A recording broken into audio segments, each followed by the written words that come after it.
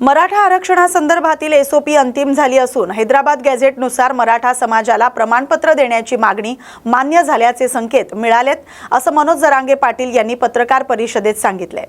विभागीय आयुक्त आणि जिल्हाधिकाऱ्यांना प्रमाणपत्र देण्याचे आदेश देण्यात आलेत।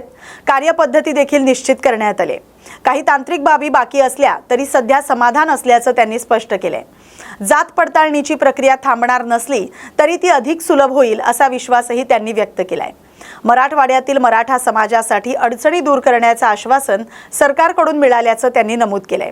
सातारा संस्थान गॅझेटचा विषयही टप्प्याटप्प्याने मार्गी लागेल, तसंच लवकरच मराठा कुणबी कक्ष स्थापन होणार असल्याची माहिती देखील त्यांनी दिली आहे। प्रलंबित प्रस्तावांवर मुख्यमंत्री स्वाक्षरी करणार असल्याचं सांगण्यात आले। आपली तीच मागणी होती की हैदराबाद गॅझेटियरचा आपण जे काढला तर त्यानुसार प्रमाणपत्र देणं आवश्यक आहे। कारण हैदराबाद गॅझेटियरमध्ये नोंदी आहेत मराठवाड्यातल्या सगळ्या मराठा समाजाच्या संख्या आहेत त्याच्यामध्ये। त्यानुसार मराठा समाजाला कुणबी प्रमाणपत्र मिळावे यासाठी आपण आता 30 मेला आंदोलन केलं होतं। त्यानुसार सरकारनं आता त्याच्यात सुलभता आली पाहिजे, प्रमाणपत्र वाटप झाले पाहिजे असे आदेश विभागीय आयुक्त आणि सगळ्या जिल्हाधिकाऱ्यांना मराठवाड्यातल्या दिले। त्याचबरोबर त्यांनी एसओपी नव्हती, कार्यपद्धती केलेली नव्हती, त्यामुळं ती कार्यपद्धती करणं गरजेचं होतं। ती एसओपी त्यांनी केली। एक मुद्दा आहे त्याच्यात घेण्यासारखा पुन्हा, परंतु बोलणं झाल्याच्या नंतर त्यांनी सांगितलं की आम्ही यानुसार व्यवस्थित होतंय, वाटलंच तर बदल करूयात। एक दोन शब्द आहेत ओळ म्हणण्यापेक्षा ते होऊन जाईल म्हणे, त्याच्यात काही अडचण येणार नाही। मराठवाड्यातल्या मराठा समाजाला कुणबी प्रमाणपत्र मिळतील यावर आमच्यावरती विश्वास ठेवा असं विखे पाटलांशी बोलणं झालं आणि लाड साहेबांशी बोलणं झालं।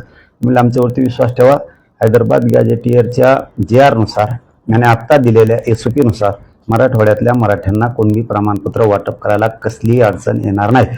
परत मी त्यांना असं सांगितलं की पुन्हा व्हॅलिडिटीला अडचण नको आहे। ते म्हणले इथून पाठीमागे दिलेल्या व्हॅलिडिटी आहे, इथून पाठीमागे दिलेली कुणबी प्रमाणपत्र आणि इथून पुढे देण्यात येणारी कुणबी प्रमाणपत्र या दोन्हींच्याही व्हॅलिडिट्या थांबणार नाही आहेत। मागणी केल्याच्या नंतर याही विषयावरती त्यांच्याशी चर्चा झाली।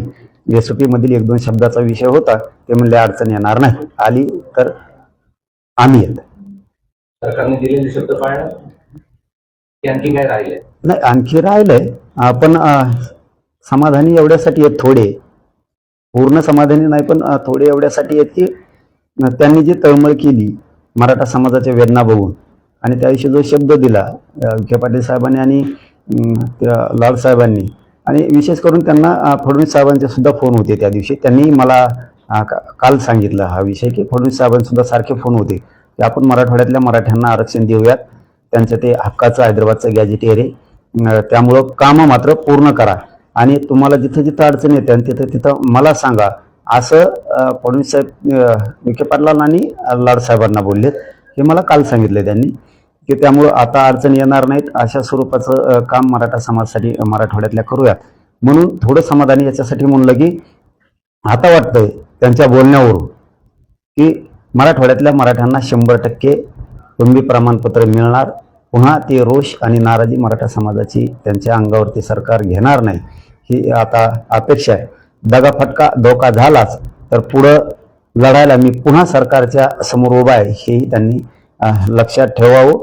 परंतु कामं मात्र त्यांनी स्पीडने चालवले, हे मात्र खरं आहे, कारण गुन्हे मागं घ्यायचेत। सरकारनं शब्द दिला होता त्यावेळेस बलकवडी साहेबांनी सुद्धा सांगितलं होतं आणि मंत्री महोदयांच्या शिष्टमंडळाला त्यांनी सुद्धा सांगितलं होतं की महाराष्ट्रातले सगळे सरसकट आंदोलकांवरचे गुन्हे मागे घेऊन तीही प्रक्रिया त्यांनी मागून घ्यायला आता सुरुवात केली।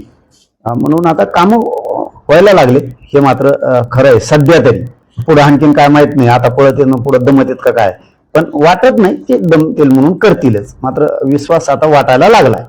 मूळ मुद्दा होता की नेमके पुरावे त्यांना शपथपत्रावर त्यांचं म्हणणं घ्या आणि त्यानुसार पुरावे द्या, ही मागणी सुद्धा मान्य केली आहे, त्यानुसार प्रोफार्माही जाहीर झालेला आहे। दादा माझं म्हणणं आहे, तुम्ही म्हणताय बरोबर, पण माझं म्हणणं सुद्धा चुकीचं नव्हतं।